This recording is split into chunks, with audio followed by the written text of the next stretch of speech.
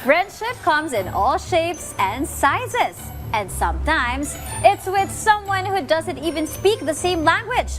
Katulad na nga lang ng isang bata na nakahanap ng kaibigan sa isang kalabaw Oy! na si Kawkaw. Kaya naman para alamin po ang kwento kung paano nagsimula ang nakakatuwa po nilang pagkakaibigan, makakakwentuhan po natin ang owner ng naturang kalabaw na si Jewel Daong at ang kanyang tatay na si JR Moldes. Daong, magandang umaga po sa inyo at welcome po sa Rise and Shine Pilipinas.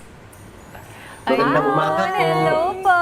Nasaan si Kawkaw? Asa po si Kawkaw? Doon po sa kubo namin. Doon po sa kubo namin, ma'am. Nag-aalmusal na. Halak ka, uy. Ay, Sir JR, una po sa lahat, pwede niyo po bang maikwento po sa amin kung paano po nagsimula yung closeness ni Jewel at ni Kawkaw? Yes po, ma'am. Mga bali 2020 po, iniwan po si Kawkaw ng chewin namin dito sa amin, dito sa kubo namin, kasi walang mapapaglagyan.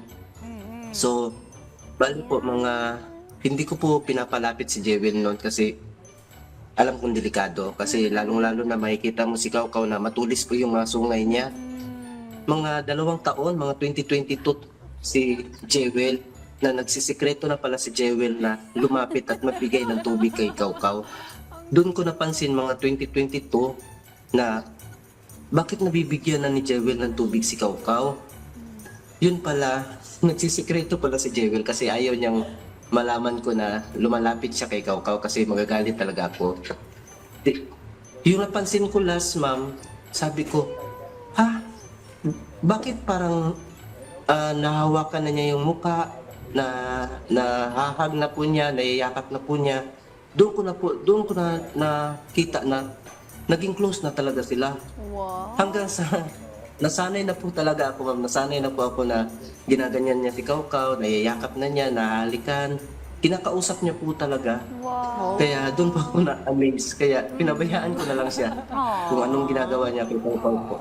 Walang makakapigil sa pagkakaibigan nila, ni Jewel at ni Kawkaw. Well, bilang magulang po, Tatay JR, paano niyo po nakikita yung epekto ng pagkakaibigan po nila ni Kawkaw sa paglaki po ni Jewel? Yung epekto po, ma'am, Yung epekto po nun sa pagiging kaibigan ni Jewel at ni Kawkaw, mas lalo po naming nakikilala si Jewel na sobrang mapagmahal po siya sa hayop. Nakita po namin kay Jewel na sa pagitan ng sa pagiging kaibigan nila ni Kawkaw, mas nakikita namin na may puwang talaga sa puso niya ang magmahal ng mga hayop. Parang gusto ko rin ihag si Kawkaw. Parang gusto ko na ring mag-alaga ng kalabaw. Parang ang sweet-sweet nila eh. Ikaw naman, Jewel, ano naman yung nararamdaman mo? Kapag syempre kasama mo si Kawkaw, ano yung usual bonding niya ni Kawkaw?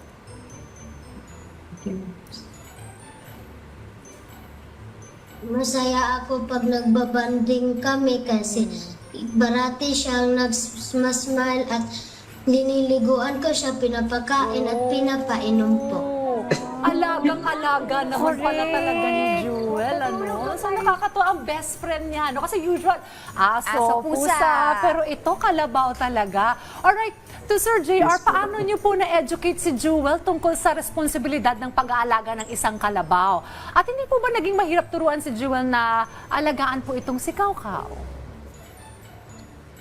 medyo nahirapan po talaga siya, ma'am. Kasi sa amin yung dalawang mag-asawa, halos sinusungag nga kami. Pero pag dating kan Jewel, nag-iba po talaga yung ugali ni Kawkaw.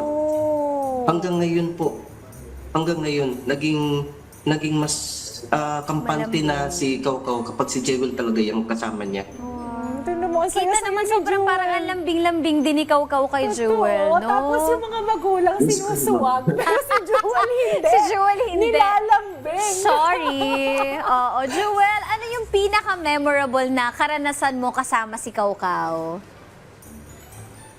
Para sa akin, yung memorable po namin ni Kawkaw ay yung nakahiga siya sa puno ng lubi at sinubukan ko siyang lapitan at sinabi ko sa kanya na, picture tayo, ayun pala, naka-video. yun pala yun. Ayun pala, nakangiti po siya nun. Buti hindi si Kaukaw, hindi moody. Na Oo kailangan nga. si Jewel na magpakain, Oo nga, buti na- magpaligo, siguro, ganyan. no?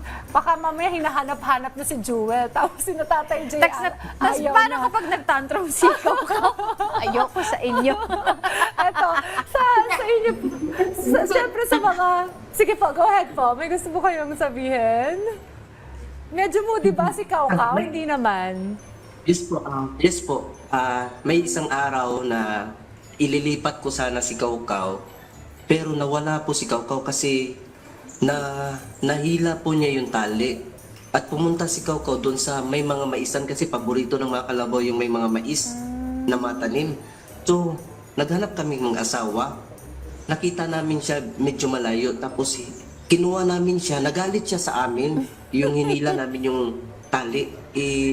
Tinakbuhan kami ni Kaukaw. Yung parang sinusungayan niya talaga kami. Alak ka. Tapos, wala lang po talaga akong dalang camera nyon. Si Jewel, papauwi galing sa school. Tapos, pinuntahan niya kami, Pa, bakit ganun? Nasaan si Kaukaw? Jewel, wag mong galawin si Kaukaw kasi naging wild siya. Sinusungayan kami ng mama mo. Tapos sabi niya, Pa, siya ang kukuha. Hindi ko na mapigilan, ma'am, si Kaukaw papunta sa amin pa. Yung sungay niya talagang galit na galit siya. Si Kaukaw. Tapos sabi ni Jewel, hinarang niya, wag mong awayin si mama at papa. Doon, ma'am, natakot talaga ako.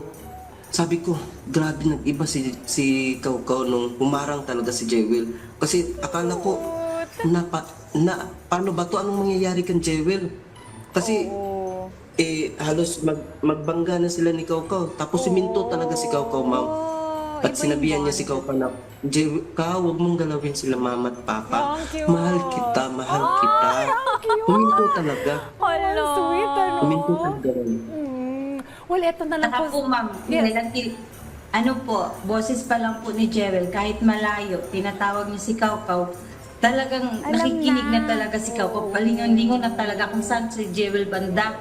Pag nakita na niya si Jewel, tinatanaw niya talaga, tinutukan niya talaga kung saan banda na si Jewel, kahit psst, ganun, Kaukaw, yung ganun, psst. Hinahanap niya talaga kung saan yung boses galing. Kilala niya talaga yung boses ni Jewel.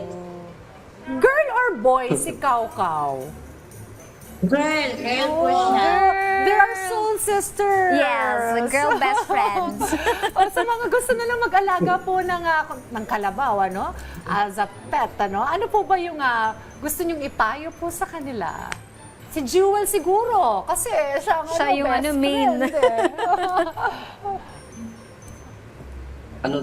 Ano ba daw ang maipapayo mo sa mga nag-aalaga ng hayop? Kada po, ano sila alagaan. O sige, Sana po wag niyo silang saktan, mamahalin niyo po sila ng maigi kasi mayroon din silang puso na mukhang tao.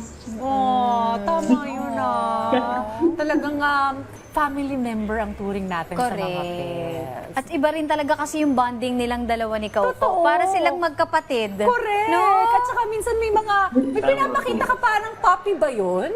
Oo. Or may ibang ka pa pang alaga, Jewel? Pinakilala mo ba yun kay Kaukaw? Marami po. Marami po kami alaga. Lahat yon mga aso, pusa, pinakilala niya po lahat kay Kaukaw. Happy family na ito. Yes. Oo. Ang dami na pala nila. Opo. Magkakapatid na sila. Oo. Ayun. Wait.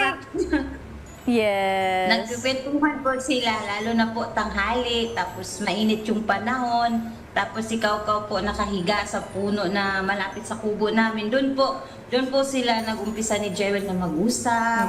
Kinukwentuhan niya kung anong nangyari sa kanya sa school, ganito, ganyan. Kaukaw, nakikinig ka ba? Tapos si Kaukaw, parang ganun-ganun. Natatuwa si Jewel. Nakikinig. Naiintindihan mo ba talaga ako, Kaukaw?